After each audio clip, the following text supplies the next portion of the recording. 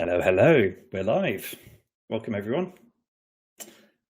So today we have an interesting conversation on the effect of generative AI on engineering. And we have with us Nick Arcolano from Jellyfish. I'll Hello. tell you, hey Nick, and just to let you know a little bit more about CTO Craft. So we are a learning and mentoring community for senior technology leaders all around the world. We've got thousands of members. We run conferences, we run mentoring groups, we run coaching, and we've just launched a new platform called Campus, which is a learning portal for senior technology leaders. You can join, you get access to a load of courses, workshops, etc., etc. So yeah, do check that out. And a huge thanks to Jellyfish for sponsoring this event. We're looking forward to it. So I am Andy. I am the founder and chief coach at CTO Craft. And Nick has been very kind to join us. Would you like to give us a bit of an intro, Nick? Sure. Yeah, I'm Nick Arcolano. I'm head of research at Jellyfish, and I'll share a little more. We're going to rip through some slides, about 10 minutes of slides, just by way of background. But we'll get to the Q&A as quickly as possible. Fantastic. Well, would you like to crack on with your presentation? Yeah, let's do it. Good stuff. Share screen.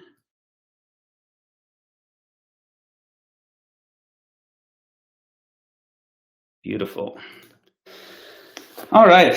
Well, we're here because we're interested in what's going on in the world of AI.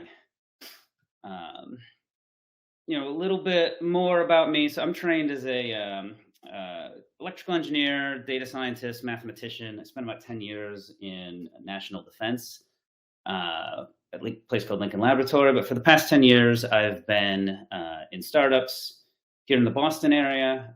Most recently, Jellyfish. I've been head of research here for about 5 years. Jellyfish, we're about 6-7 years old. Based in Boston, tech startup, and we build an engineering management platform that helps software companies understand how they're spending their resources, how their teams are performing. We have hundreds of customers, lots of great investors, and so, for that reason, we've been very interested in what's been going on in the world of AI. How it's affecting our customers, their businesses, and how it's changing what it means to be a software engineer in a software engineering company. So, by way of preamble, just wanted to talk about our thoughts on, what's happening in software development today in this space. The question everyone wants to know the answer to: what comes next? What's the future going to look like? And perhaps most importantly, what should we be doing about it? So what is happening? I think, I imagine most of the people listening are aware. You have to have your head in the sand to not know that something's going on. AI tooling is exploding. It's people are trying this stuff out. GitHub Copilot, one of the tools, has exploded since its launch, and now they're reporting, more than 20,000 companies this summer using it, and they're claiming some pretty staggering results. That it's writing up to half of code. That it's helping developers code faster. These are their results, right? So they're a little self-serving, but it's still it's shocking. And so we're seeing, we internally, and we're seeing customers experiment with this stuff, want to know what's going on. In a recent survey that we sent out, we're seeing majority of companies are actively encouraging their teams to experiment with AI tools, AI assistants, and they're already seeing broad impacts about how it changes roles, functions, ways that it can touch different parts of the software life cycle. And what they're really trying to wrap their heads around is they're expecting big changes.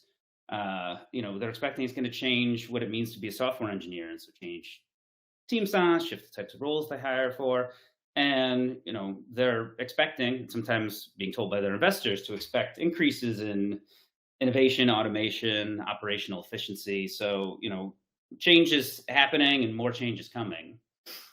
So then the question is, what comes next? You know, our position here at Jellyfish is that software isn't going anywhere. It's albeit a self-serving one as a software company, but you know, certainly we're not anywhere close to these types of tools writing all the software. The way that we think about it is more like cloud computing 10 to 15 years ago. It's going to change what it means to be an engineer, the type of work that's done, the technologies that matter.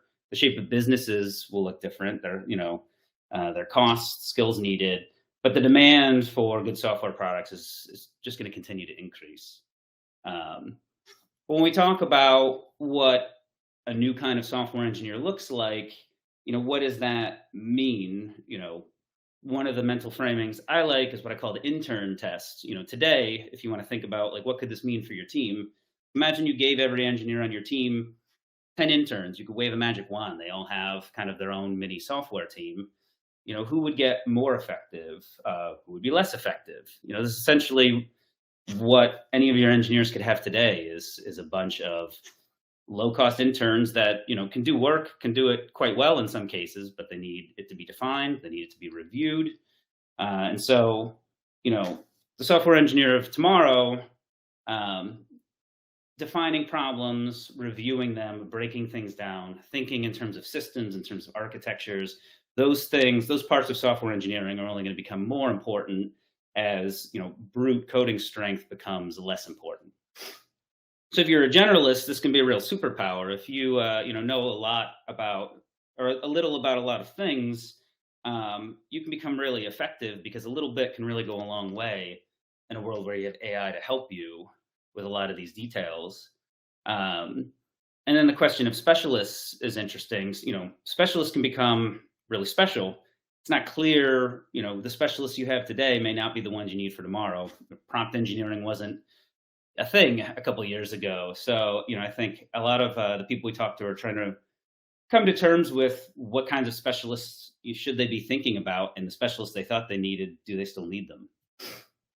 When you think about how this affects the company as a whole, there's this push for efficiency, automation, being able to realize the gains of those things is going to be a real differentiator for successful companies. As is being able to use AI to deliver, really impactful products. I mean, building good product is always important. It's going to continue to be important. This moment we're in where, you can get credit for just bolting on a flashy AI feature. I mean, that moment may have already passed. But AI is a foundation to solving problems, many of which were hard or impossible to solve 5 or 10 years ago. That's going to endure. And I think what's going to happen to data is really interesting. There was a time when the sort of term was data is the new oil, and you need data and a data moat, and that kind of fell out of fashion. And then for a while, it just seemed like a big pile of garbage that contributed to your AWS bill. And now the saying is, well, you can mine this data for diamonds, and it's a bit glib, but the reality of it is mountains of unstructured data that were very expensive to derive value from before. It's just gotten much, much cheaper to do that. And so, you may already be sitting on data. I know we are, that has new life breathed into it by the ability of AI to distill and structure that data to use for solving problems for your customers. So what should we be doing about it? I think what's really exciting is that when it comes to AI, R&D is in the driver's seat in a new way. The development side of the org needs to be a very active part of figuring out how your products and businesses can disrupt and adapt. I mean, we're the ones that are in the place to really help provide the vision of how these transformative technologies can make a difference. We need to help the rest of the org really understand the potential of these things. It's not always going to be obvious. And, there's a lot of talk about efficiency, automation. Companies that are, selling these kinds of solutions want you to think that it's going to be easy to use AI to solve these problems. But, we all know it's not. Like, it's going to take work to figure out how to use AI to make your organization better, leaner, more efficient.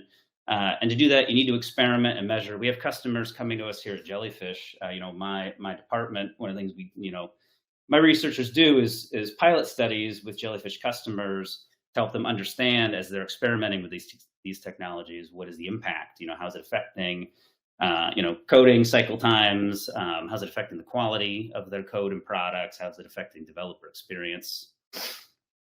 And the last thing I wanted to mention in terms of what we could be doing differently in the future to prepare for this is that we all need to start today adapting to what a new kind of engineer looks like. There'll be new skills that we didn't even think of testing for before. Your interview process needs to change. Certainly, a take-home coding test, it doesn't mean the same thing that it meant before AI.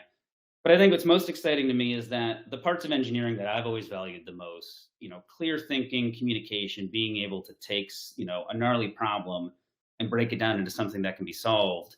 Those are going to be more valuable skills than ever versus, what particular language or how fast you can code in it.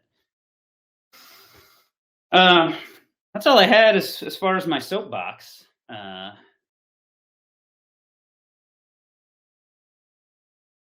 I unshared? There we go. I think you're maximized. Bear with me. There you go. That was great. And now I'm maximized. I love technology. Cool. Thank you very much for that, Nick. Some really interesting experiences, I suppose, from the point of view of a service company or a software as a service type company. You get to see a lot of the individual workings of some of your clients who use the services and how they're benefiting, what they expect to see in the way of benefits, that kind of thing. But maybe tell us a bit. So as CTOs, obviously we have a responsibility for working AI into the strategy, into the budget, and so on, in some way, or at least that's how it should be. How does a leader go about evangelizing? How do they go about adding it to the strategy and the objectives of the business? Yeah, I mean, the easy answer is how do you go about convincing anyone of anything? Right now, I think the predominant strategies are like in a lot of areas of business are, greed and fear. That there's a boat and you're going to miss it. You're going to be left behind. I think those wells run dry pretty quick. Our passion is data. I'm obviously biased as a data scientist. So, running experiments, being able to show the potential of these things, trying to argue about the ROI of the gains that these efficiencies can bring, showing how your teams are getting better. It's painstaking work. It doesn't have to be expensive, but it has to be thoughtful. So that's what we see some of our customers doing, like rolling out these tools to specific teams, helping them experiment with them, seeing what works and what doesn't. Today, not every bit of code can be automated away like this. Figuring out the right bits takes some work, and you have to prove that it's providing value. I suppose there's a bit of trial and error in there as well, isn't there? Yeah, anybody who tells you that they know exactly what you ought to be doing right now, is not a little full of it. We certainly, we know what our customers are doing. We know what we're advising, but it's the Wild West right now. It's exciting, but best practices will come much later. Nobody wants to wait for all that dust to settle. Mm-hmm. I guess the next question is what is the staying under Chatham House rules? What is the highest ROI you've seen from the implementation of AI in the company? I don't. Honestly, it's, with the GitHub stuff that I shared, there's a lot of nonsense out there. I think, we're hearing people get pressures from their investors, some of which seem unreasonable in terms of the gains that they're expected to realize. What I'm interested in seeing is, I think there's a shift from, the expense of implementing the code, what can be automated away, to being more thoughtful about defining problems, right? So some of that work is going to be pulled forward. So I don't think it's a pure, when you look at those GitHub results and it's like, well, 55% faster code, did you have to put more thought into the code you wanted to write or how you explained it, the specifications? So there's probably some tax that you're paying. How big is that tax? You know, I certainly think that being more thoughtful about what you build and breaking down problems is just a good thing in general. So I mean, I like the direction that AI is going to push the way that software engineers have to think, but I don't think you can really believe the gains that people are claiming right now. I think it's all too crazy at the moment. All of it, all very new, isn't it? We're still figuring it out. Yes, yeah. But if you're not experimenting, I think then I think that's a mistake. Yeah, I think that's the key, isn't it? There's an opportunity cost from not at least investigating how it might improve things. Yeah. From an individual's perspective as an engineer, what do you think the biggest changes are going to be to your day-to-day life from what you're seeing? Um, it's funny because in some ways it's not that different. These when you talk about coding tools, it seems very disruptive, but in a lot of ways it's just Stack Overflow on steroids, right? It's search like you used to do on Google. The dirty secret of software engineering is it's just searching things on Google. But it's just much more powerful. So that part I think is the same. The part that's different is, I think about this all day, every day, and I still struggle with trying to, think in AI, and that's it's going to be interesting. The generation that comes up that goes to school, goes to college, learns to be software engineers now, when they learn to brainstorm in AI, when they, rubber duck against an AI, right? I've let my kids play around with this and they'll just talk to it and bounce ideas off it. The voice interface that they just introduced to GPT-4 on the app is shockingly good. And you just talk to it and just riff on ideas, and being able to have a brainstorming collaborator that reacts to your ideas with all the knowledge in the world in this, it's a bit clinical, but it's a way of ideating that's very different from, how I ever used to come up with ideas. And maybe I'm too old to learn a new way of thinking, but like, I think this is what my kids are going to do, right? Is like bounce their ideas off an AI before they bounce them off a person. Right. Yeah, I suppose there's a much lower cost to bouncing ideas around with someone that you're pairing with, or doing the whole mob programming thing, or whatever. I don't personally, I don't know if it's ever going to replace that. I think it's No, more. I don't think it. I hope it doesn't. I don't think it ever should.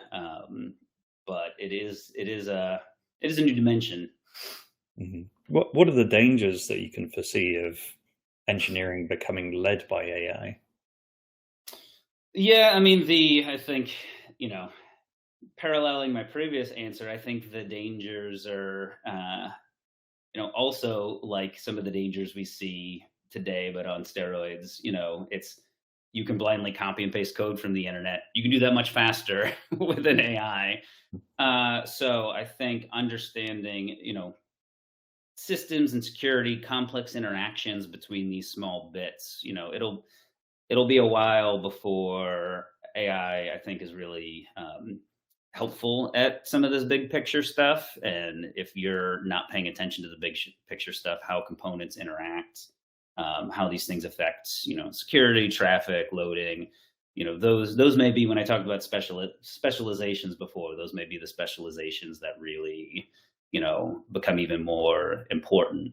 And then, similarly, when you talk about ideating and products, you talk about using these things on the go-to-market side for creating content, right? Like it's the stuff it's producing today is kind of bland and derivative, right? There's the argument of, are these systems capable of creativity? And they certainly are to some extent. Is it good creativity? Is it what's going to protect your brand? Is it going to make a difference in the marketplace? There's risks there that relying on that too much, you can end up in a pretty middling place. So I think being thoughtful about how you use it as always is going to be the kind of paramount. Mhm. I think you're right. I think for me, at least at the moment, the real benefit is in the micro rather than the macro. So I wouldn't give an AI a prompt to create an overall highly scalable architecture, or how we decide which turnkey system to put in place and then integrate with, for example. But it seems to be very good at giving you a head start on the kind of smaller day-to-day decisions. Yeah, one of my favorite, recent resources for less technical folks that are interested in this that I've been talking to. I've been telling them to listen to. There was a 3-part Planet Money podcast. I don't know if you saw that. I've seen it. I haven't listened yet. Yeah, it's fantastic. And what I think is great about it is it's the first episode. Their goal is to produce an episode of Planet Money purely with AI. So the first part is about having it do all those micro tasks. The second part is all about speech synthesis. So they have a synthetic host. And then the third one is the episode. But the first part in particular, they break it down into like, well, help us do the research, help us write the questions, help us write the script, help us, they have to decide what those micro tasks are. They have to manage them. They have to do QA. It parallels a lot of what we're talking about in software engineering, but it's effective at a lot of those tasks. Yeah. So it's a good intro for people that, I think it's a good analogy to what software engineering is looking like. Yeah. I suppose coming back to a point you made before about IP and brand, is there a reputational risk to relying on AI to build some of the smaller blocks in your building, if that makes sense? Yeah, I mean, I think so. I can't speak for my friends on the go-to-market side. They have a tough job, and so I'm certainly not going to throw any shade at a biz dev rep who has to send out dozens and dozens of messages a day. Like, you shouldn't use AI to do that. You certainly should, because it's a tough job. But yeah, it's hard. There's questions of, I think the questions of IP are gnarly. I'm interested in the data side of this, right? I think there is concern about who owns the data that went into these models, and we could end up in a world where proprietary data only becomes more important because either some of the public data powering these models has been undercut, regulated in some way, or simply because there's not much competitive differentiation if everybody's writing their brand copy based on the same chat GPT model based on all the public data on the internet. There's nothing special, right? Like, maybe you could see a company coming along, maybe there already is one, that will train, we'll tune these LLMs on your own existing marketing content and let you write new stuff, but in your voice, right? So it's going to be a weird world. Yeah, I've certainly seen attempts at that with a few of the AI blog post writing tools or video script writing tools. So you can plug in existing content and it will try and use your tone of voice. I think it's still got a bit of work left to do before it actually gets there. Yeah, it's going to be interesting. At what point do we end up having AI tools as a center point for kind of IP legal situations and conversations, and who owns the IP?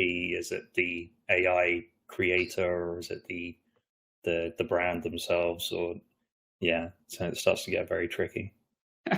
Well, here in the States, our intellectual property system is hundreds of years old and isn't well suited for software 20 years ago, much less AI. So it's going to be a wild ride, I think, watching us try to deal with that.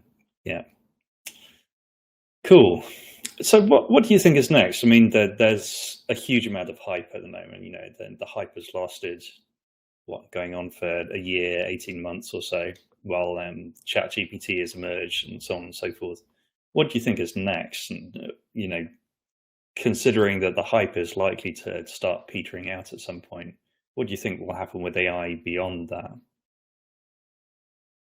Yeah, I mean, I think a couple of things are going to happen, and I foreshadowed them in my, the slides I started with. I think one is that I do think engineers are just going to work differently, and it won't be some exciting new thing. It'll just be the way the good engineers are expected to work, and that'll extend to the company the same way that, like, we couldn't go out and say, we use our website lives in the cloud, right? And all of our servers also live in the cloud. And isn't that exciting? Like, and nobody cares, right? That's just a thing you have to do to be normal in 2023.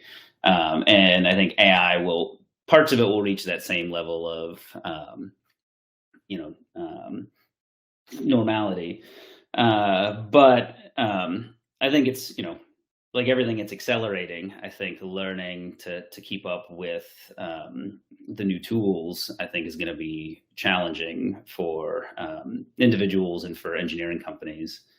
On the product side, I think what's really exciting is to see where we can get.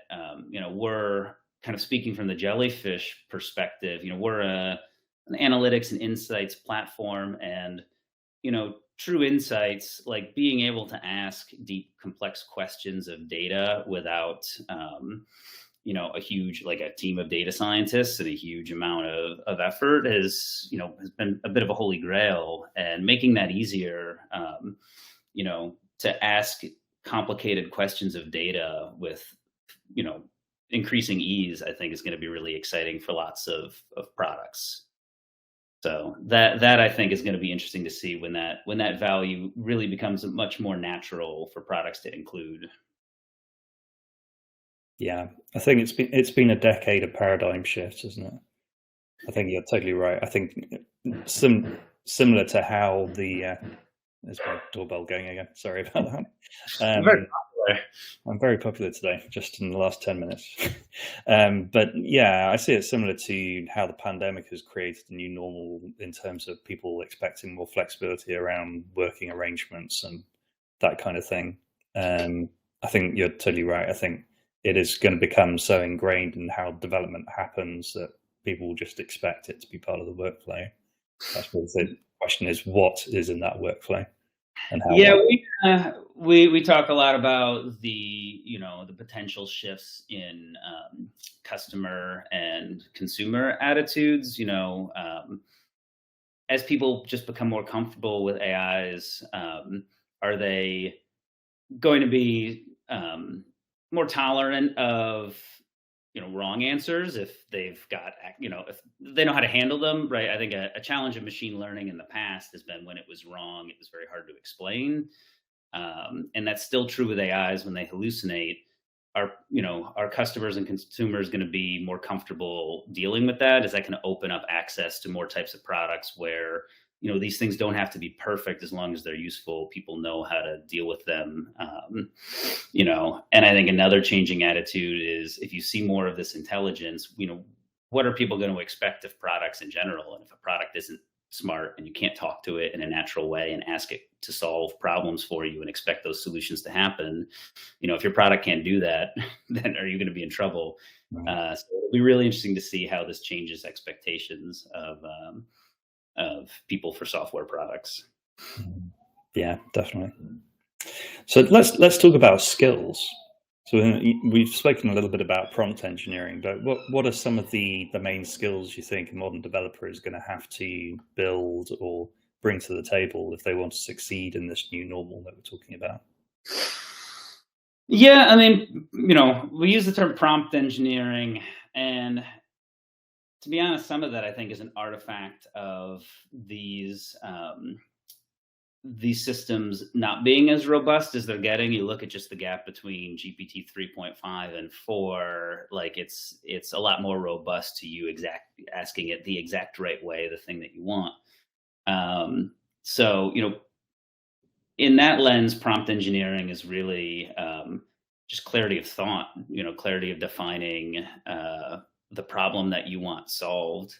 And so I don't know if you've had this experience, but whenever I've tried to ask an AI to solve a problem for me, to give me an answer, as you're typing into, say, Chat GPT, you realize, like, I didn't really know what I wanted when I started writing this, and now I'm being forced to think about it.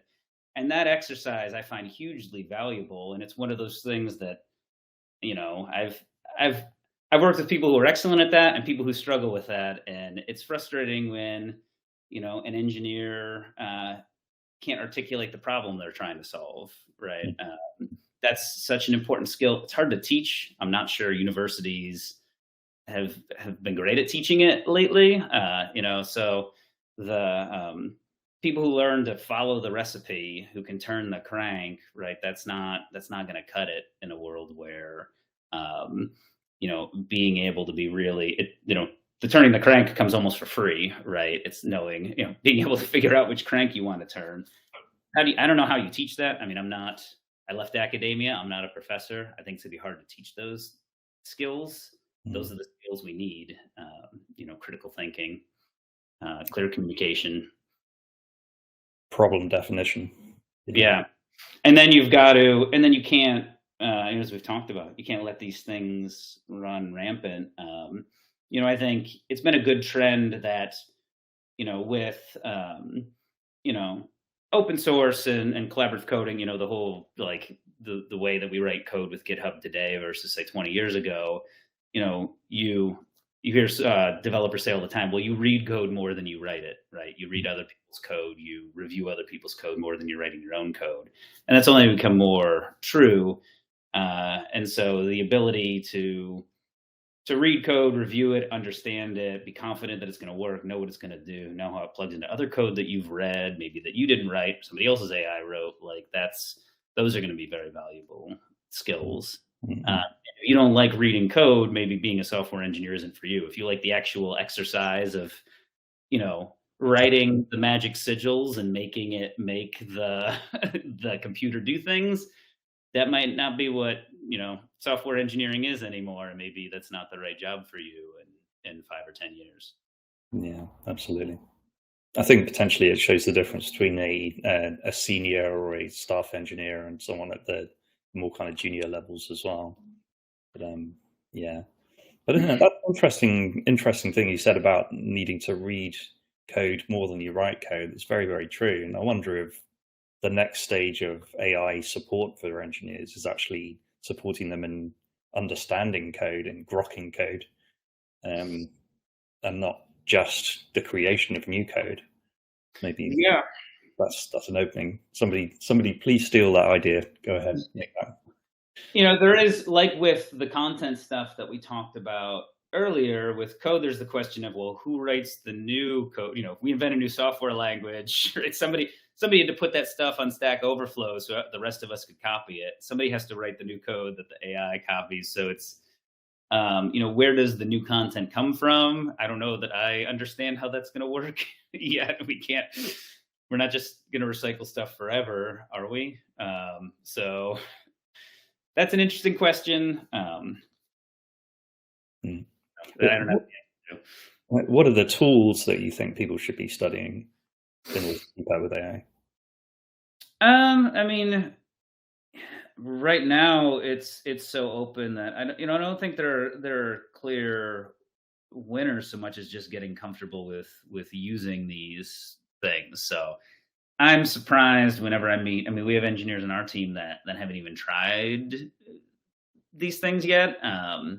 And so, just putting stuff into, honestly, with Copilot and all that stuff, I'm more often than not just use just the Chat GPT text interface. I mean, we don't put like customer data into there. One of the nice things about having the hosted, platforms is you've got the security angle. But for stuff that's not sensitive, I just ask questions of the web interface.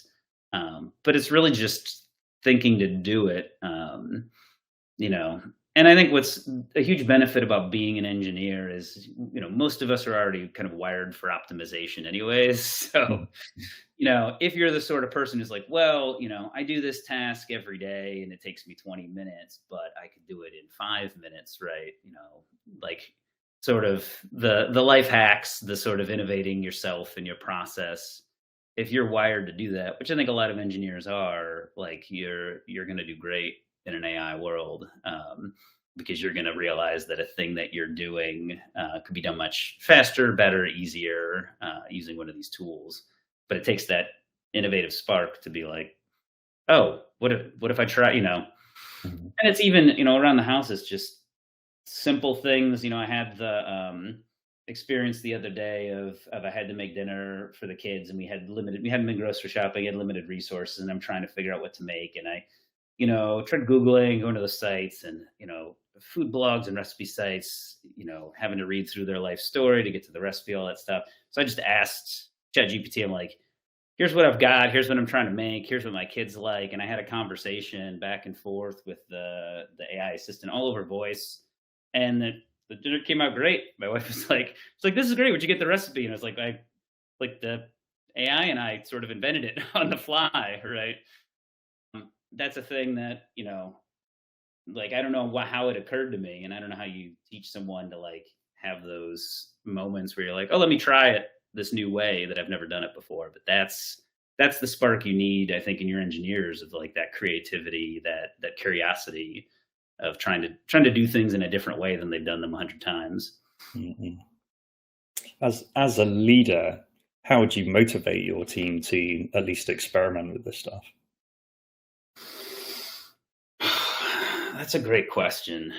The, you know, we Some of this is hiring. You have to hire naturally curious folks. And if you hire very curious folks, that comes with its own concern. I do it.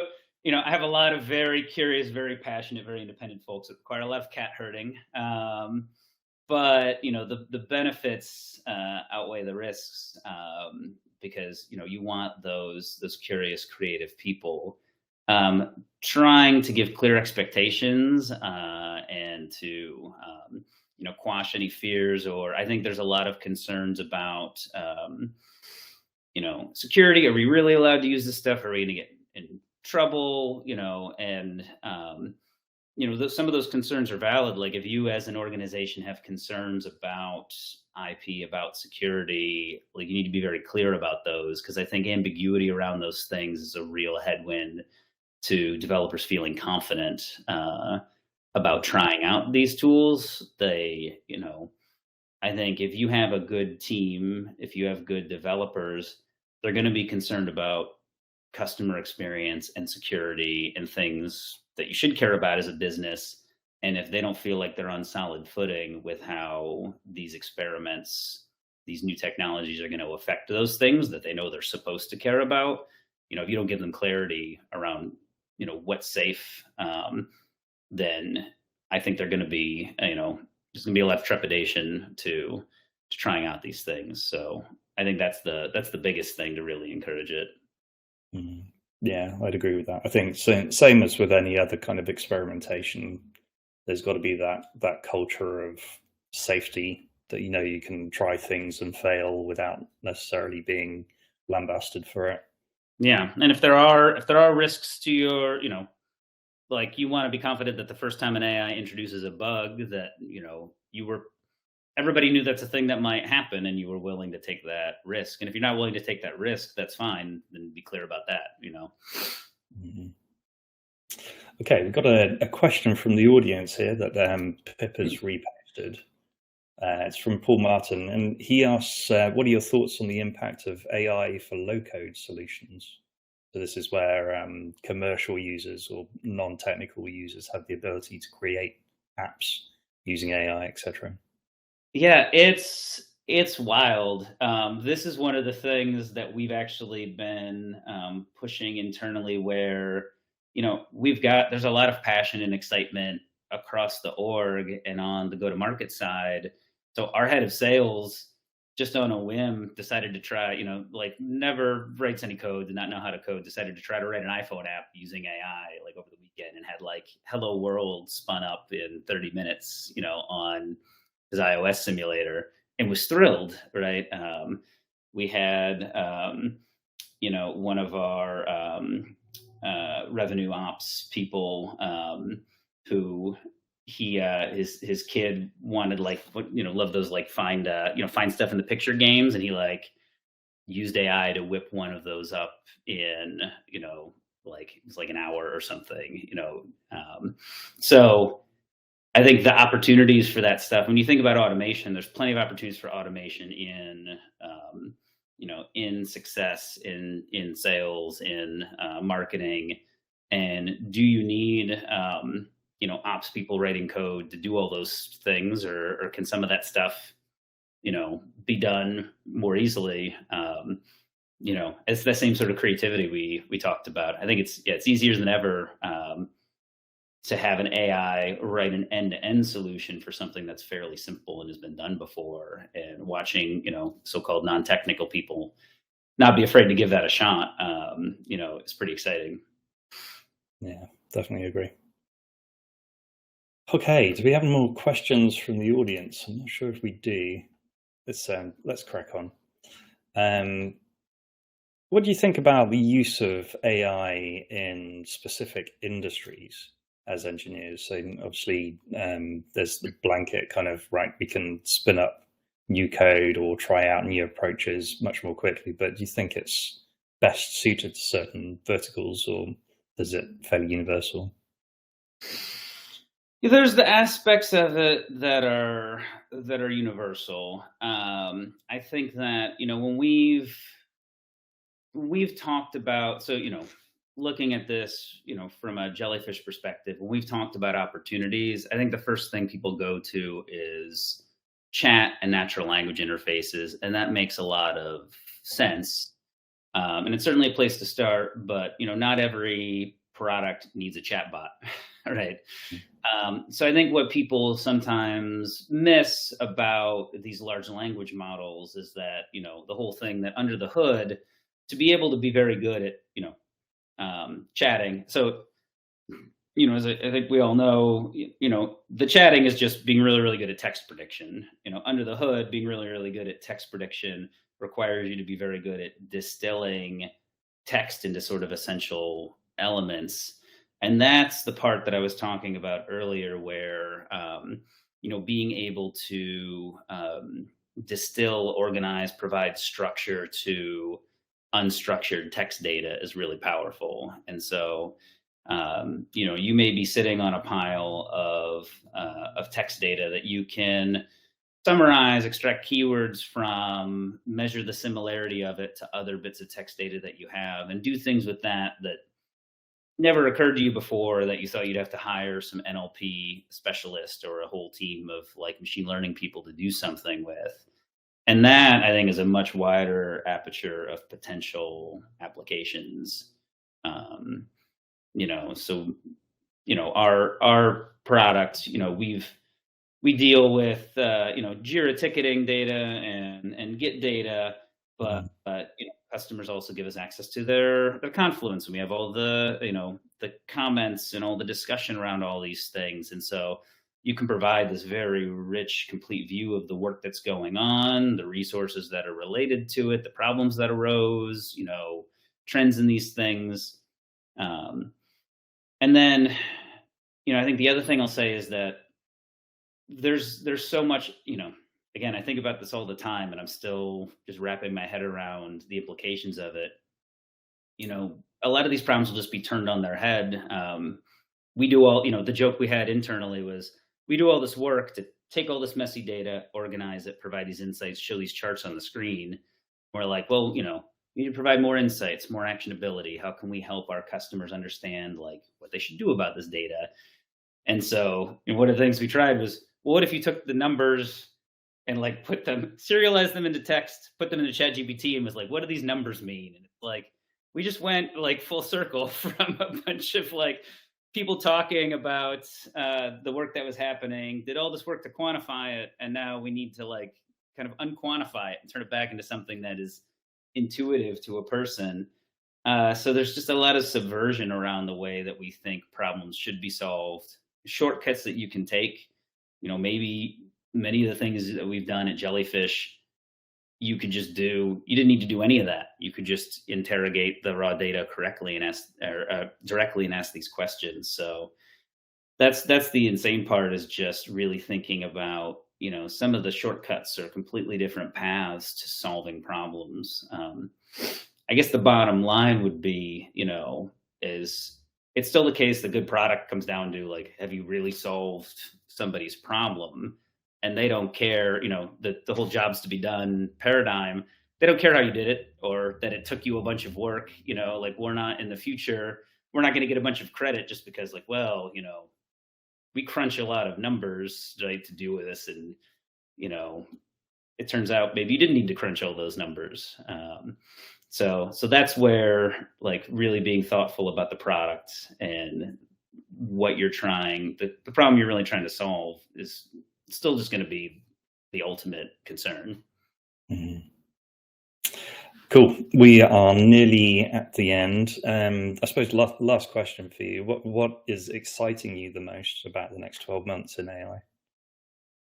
Um, the sort of silly answer is, like, the most exciting part is that, man, people are listening to me right now. It's Right. I love research. I love our department. I love the stuff that we do, but we're always talking about the future, and it's human nature to worry about the present, right? And so part of our lot in life is to be like, well, you really should worry about what we're going to be, in 12 or 18 months. And isn't this exciting? Isn't that exciting? People are like, yeah, that's exciting, but also, like, our servers are on fire right now. So can you talk to me tomorrow?